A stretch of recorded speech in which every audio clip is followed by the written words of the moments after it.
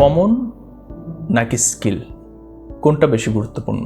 আমি as a teacher হিসেবে তোমাকে এনশিওর করতে পারি কমন তোমাকে কিছু ক্ষেত্রে হেল্প করবে। অর্থাৎ তুমি যদি স্কুলের স্টুডেন্ট হয়ে থাকো তাহলে তোমার স্কুলের পরীক্ষাগুলোতে অনেকটা হেল্প করতে পারে, অর্থাৎ প্রশ্নগুলো তোমাদের টিচাররাই করে থাকে। তুমি যদি কলেজের স্টুডেন্ট হয়ে থাকো তাহলে এই কমনটা তোমাকে কলেজে কিছু ক্ষেত্রে হেল্প করতে পারে, কারণ তোমাদের কলেজের প্রশ্নগুলো তোমার কলেজের টিচাররাই তৈরি করে।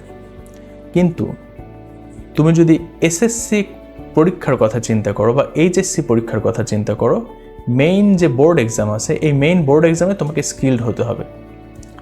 তুমি যদি স্কিলড না হতে পারো, কমন দিয়ে তুমি বেটার কোনো স্কোর, বেটার কোনো রেজাল্ট এটা করতে পারবে না।